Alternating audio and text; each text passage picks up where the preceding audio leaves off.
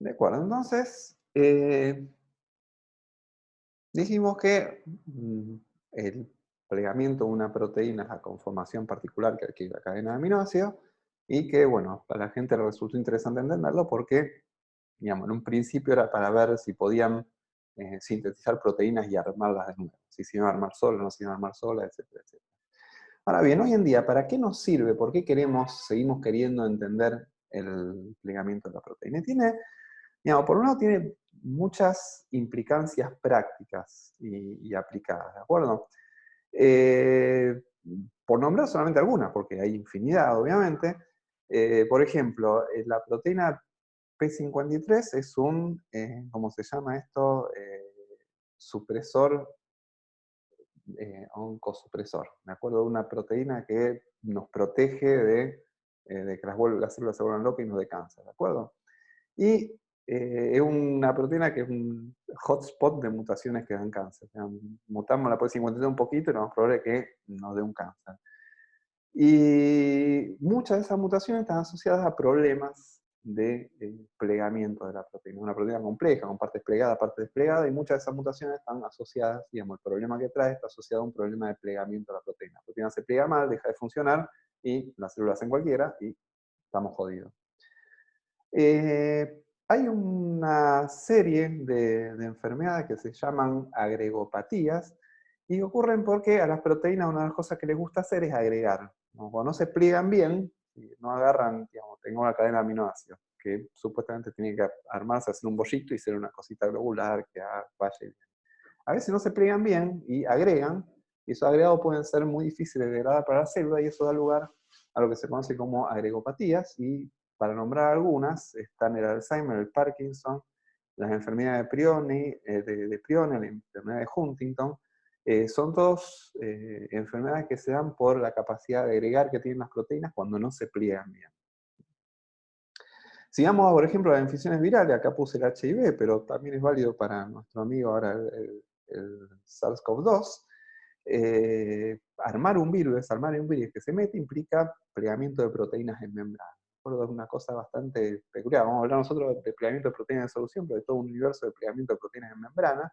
Y para eso, digamos, para entender por qué los virus andan, por ejemplo, dejan de andar, es interesante entender el plegamiento de proteínas.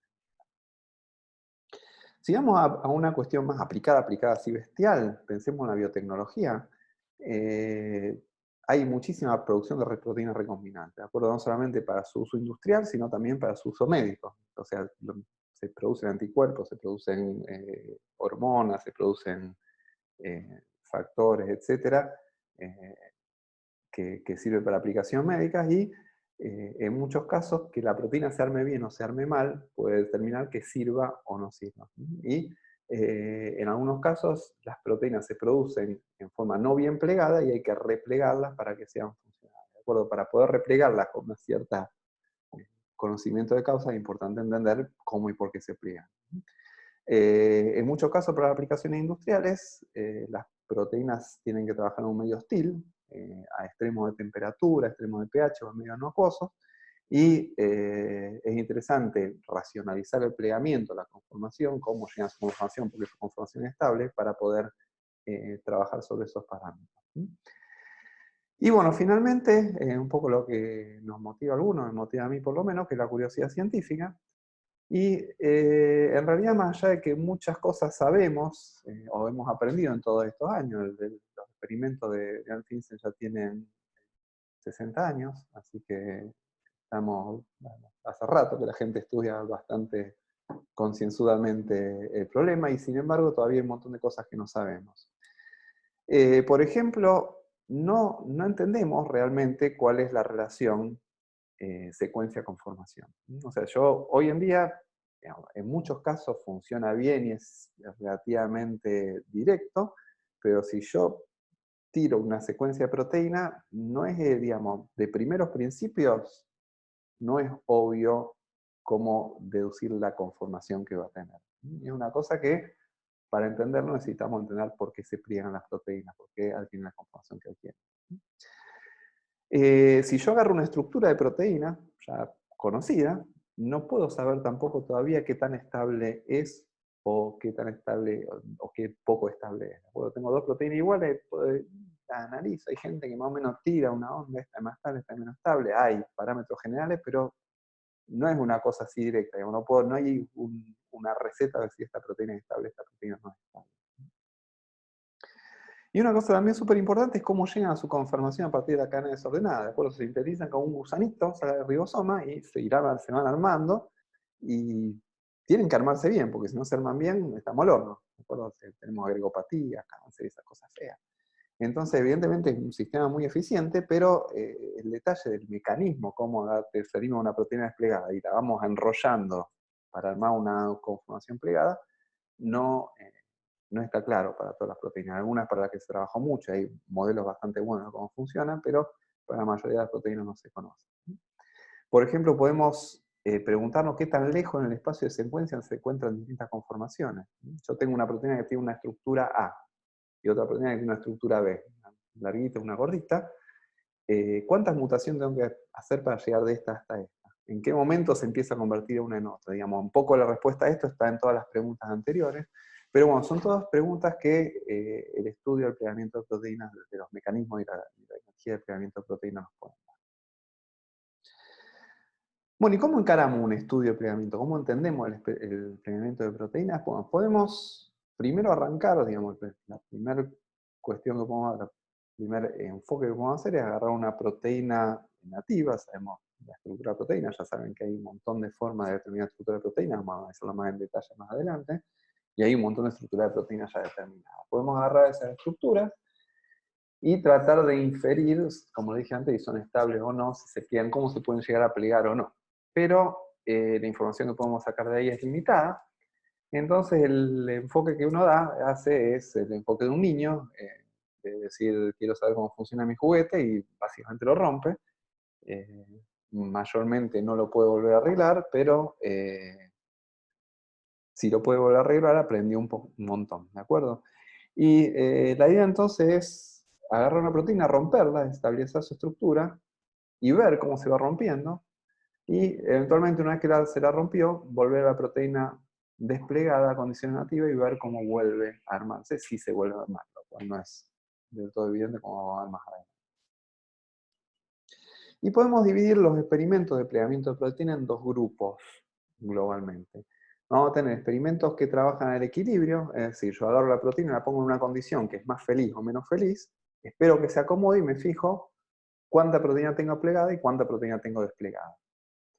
A partir de ese tipo de estudios yo puedo obtener variables termodinámicas del sistema, energía libre, entalpía, etc. Y si trabajo sobre distintas proteínas o variantes de proteínas, puedo entender factores que determinan la estabilidad. Es decir, esta es más estable, esta es menos estable. Si le cambio de esta, ¿por qué?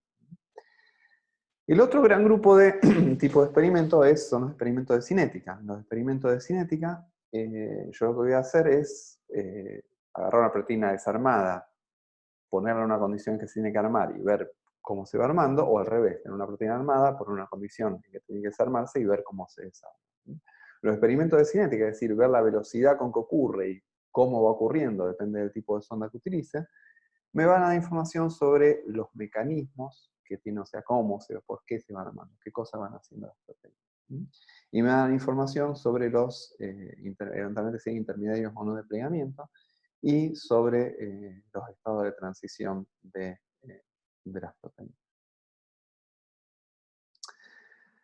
Bueno, ¿cómo podemos desplegar una proteína? Digamos, la tenemos que romper, ¿cómo lo hacemos? Y bueno, podemos emplear distintos métodos. Digamos, primero lo tenemos que poner incómodo.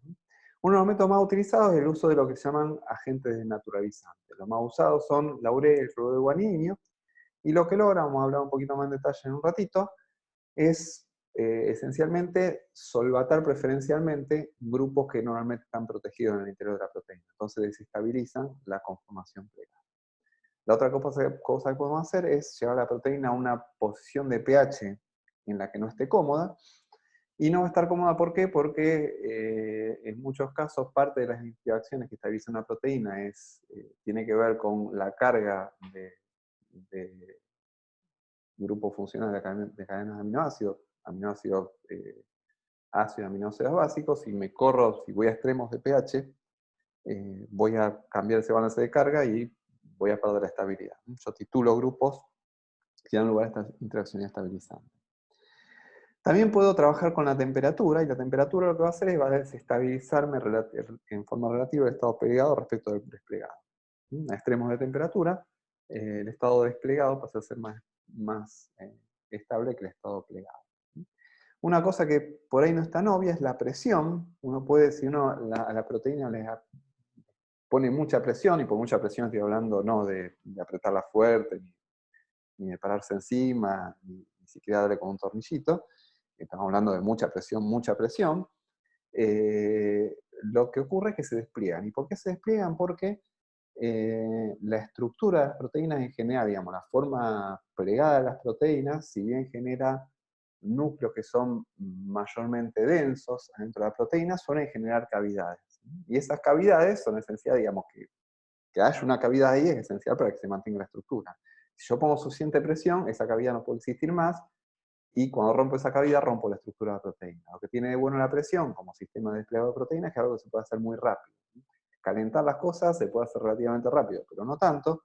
La presión se puede hacer muy rápido, se puede poner y sacar muy rápido en un sistema para estudiar cinética de proteínas bastante usado. Hay varios más, pero no vamos a entrar en detalle porque no vamos a hablar de ninguno de esos, así que sigamos con otro tema que es importante, que es cómo medir si la proteína está plegada y cuánto está plegada. Yo puedo desarmar una proteína y decir, bueno, acá tengo un tubito de proteína y está en 5 molar urea. Y está desarmada, y qué sé yo. Pero ¿cómo puedes saber? Y no sé, tendría que ver. Mirándola así no se ve. Y si la pongo en 6 molar urea está más desarmada, y supongo que sí, pero mucho más desarmada, y no sé, bueno, para saber qué tan desarmada o poco desarmada está, vamos a usar sondas. Y de sondas estuvimos hablando bastante a lo largo del cursado. Una sonda que es obvia para usar para estudiar plegamiento de proteínas es el dicroísmo circular. Hablamos bastante también de dicroísmo circular. Sabemos que en el UV lejano, el dicroísmo circular de las proteínas nos reporta la estructura secundaria, y en el UV cercano nos reporta la estructura terciaria. Es decir, trabajando con dicroísmo circular en las dos regiones, puedo estudiar cómo la proteína gana o pierde estructura secundaria y estructura terciaria. Y puedo ser bastante cuantitativo, sobre todo a nivel de la estructura secundaria. También vimos que la fluorescencia de las proteínas puede variar mucho según su conformación. Uno puede trabajar tanto con fluorescencia intrínseca, los fluoróforos de la proteína, triptofano y tirosina principalmente, como con la fluorescencia de grupos prostética si la tuviera, o eventualmente con marcación covalente. Son todas cosas que ya hemos estado viendo durante el cursado.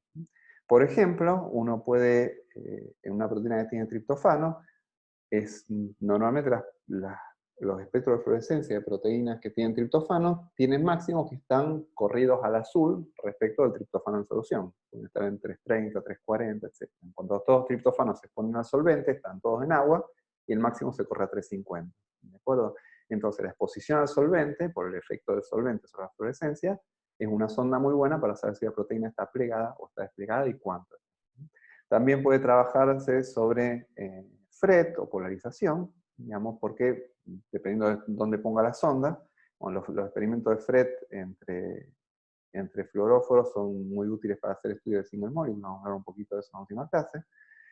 Pero bueno, dependiendo de la conformación de la proteína, si yo marco acá y acá, los fluoróforos van a estar cerca o lejos. Y eso es muy directo de medir.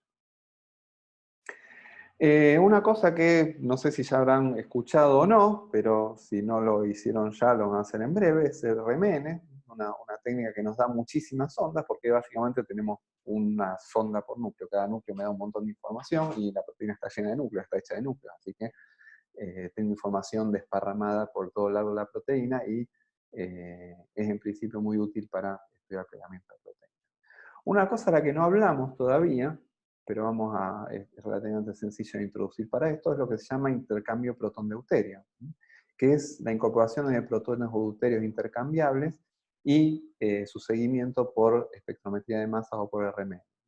La capacidad, digamos, la velocidad de intercambio de los protones intercambiables de las proteínas, principalmente los amidas de la estructura secundaria, varía dependiendo si está la proteína armada o no, y eso nos puede servir como sonda de cuán armada está una proteína. Vamos a hablar un poquito en este mismo pack de clase de lo que es la calorimetría diferencial de barrido, que me da información termodinámica directa. Y bueno, tenemos espectroscopía vibracionales, de esto tampoco hablamos, de SACS, bueno, hay un montón de otras técnicas que se utilizan para determinar qué tan plegada está la proteína o no.